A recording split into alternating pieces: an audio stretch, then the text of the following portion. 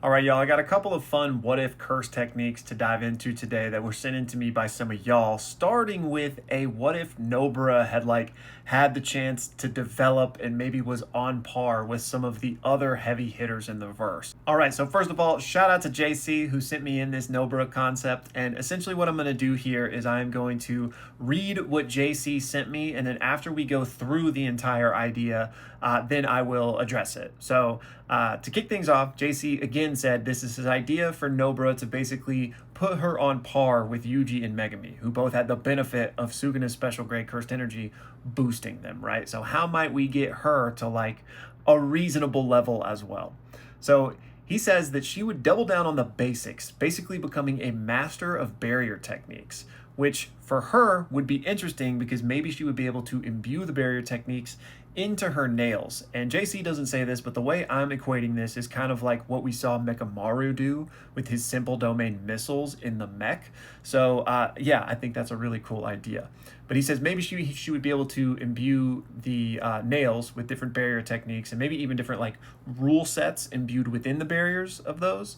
And then she would be able to just hurl those around at range, maybe even imposing barriers on barriers. Next, JC says that Nobara could learn how to create a Shikigami, one that would take the shape of an Iron Maiden, and that this would basically just make her job easier. The Shikigami could create Nobara's straw dolls for her and control them. And also it could just help fight in combat, using its iron body to attack or even crush opponents. Next, JC says that Nobara could learn the secrets of Principal Yaga's cursed corpse creation from Gakuganji, and basically using that, maybe develop a new element to her technique called transference, where when she hits you with one of her nails, it could actually transfer a piece of your soul into the straw doll that would then basically have a fraction of your power, basically almost a little Shikigami or cursed corpse itself, that would then be able to use the abilities of the person she transferred. And JC said it would be like a 5% ratio, where if you hit Gojo, you would get a little chibi Gojo that would have 5% of his power and would last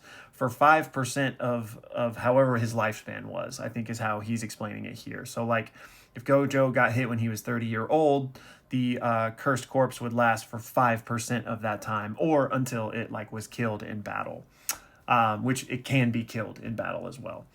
He also says that the more nails you did, the more percentage of the soul you could transfer. So if you hit a bunch of them, you could get a way more powerful version of this cursed corpse. And that also you could combine multiple people into one. So you could get a nail in Gojo, a nail in Yuji, and a nail in Megami, and then you would have a 15% combination of all three. And in particular, because we know that Yaga's cursed corpses required 3 souls to stabilize and actually persist, that if Nobara did that, then the cursed corpse would no longer have a duration. It would be able to persist until it was killed. Then JC says she would also go on to learn RCT, which would allow her to heal, but also give her a curse technique reversal of this transference idea, which instead would be called download, where she would basically be able to go into the opponent's body and restrict their movement, and perhaps even injure them. He also says that we got to give her a domain expansion that would basically look like a torture chamber, and I love that aesthetic, given her kind of, metal technique here with the nails and everything. And says he doesn't go into too much explanation of what the domain would do, but basically just, the sure hit effect. She wouldn't need the nails in the domain, etc. Then finally, JC mentions since Nobara isn't a genius on the level of a Gojo or a Sukuna, that she unlocks these things thanks to soul swap training with Wee. That's how she kind of deepens her understanding and cheats like the rest of the sorcerers did, right? So JC wants to know 2 things. 1, do I think this is theoretically possible within the realm of JJK? And 2, would this version of Nobara be on par with a Prime Yuji or a Prime Megami? So let me address the first part. Would this be possible within JJK? And I don't think so. I think this is a cool, own unique curse technique, more so than it is Nobara's resonance, if you will. And that's only because I think there are some limits on what you can exactly morph your technique into. Now, I couldn't define those limits to you because it is nebulous. I mean, Gojo did combine red and blue into purple, right? Which maybe wouldn't be something just immediately obvious from learning what the limitless technique could do. So clearly there is some room for experimentation or, flair, if you will. But I think Nobara, like developing a Shikigami that is, at least you can develop Shikigami even without a curse technique, but I think they're very, very, very simple, right? So maybe that would be possible, a Shikigami that could at least help her with the straw dot stuff. But when it comes to like the soul transference of the nails, I feel like that gets a little too strong and is like entering too much new territory compared to what the original idea behind her technique seemed to be, which is, striking at the soul, striking from long distance with just a piece, etc. Now, it does seem to follow, like, I see the train you're on, and it makes sense, but just in JJK, I don't think we've seen anybody develop their technique that drastically. So that makes me think that you wouldn't be able to evolve that much in JJK, at least not in those ways. I do think she could get far stronger, the more she learns, the more black flashes she hits, soul swap training to develop RCT, etc., etc.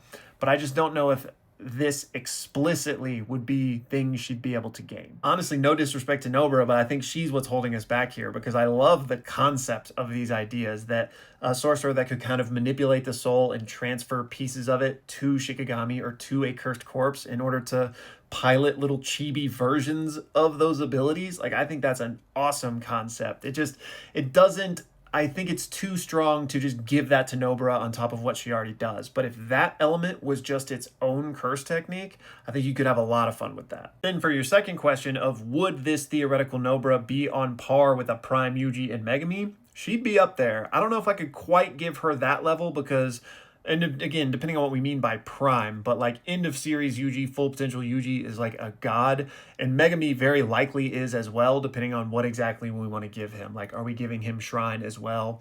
What exactly is he capable of with the 10 Shadows totalities, etc.? Like, those two are outliers, right? But I do think she would be like special grade easily, especially if you could create an army of these persistent cursed corpses with other people's abilities. So yeah, like no joke at all, extremely powerful, but comparing her to like two of the most insane people ever potentially, maybe not quite as strong as them. And then next up, while we're on the subject of these custom techniques, I also had Daniel send me in his, and he wanted to know if I thought it was on the level to compete with a Gojo or a Sukuna. So just like with JC, I'm going to explain the technique and then we'll talk about it.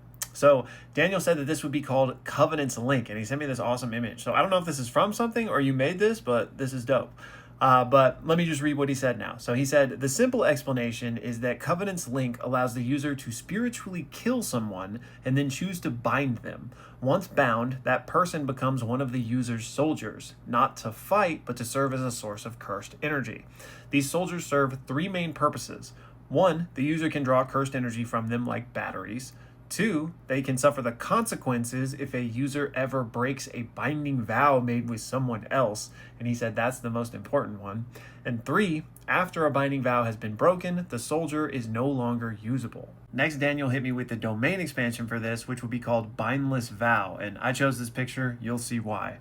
What he says is, when the domain is activated, the user's soldiers become spiritual anchors, linked to the user by invisible cursed energy lines, like a giant spider web across the battlefield. Anyone who touches one of these lines or has their cursed energy touch this line, even by accident, becomes spiritually linked to the user. This allows the user to instantly place a binding vow on them, even if they aren't one of the user's soldiers. There's no barrier, and the webs become visible with just cursed energy flowing silently. Once someone's caught in the web, they can be cursed at any time.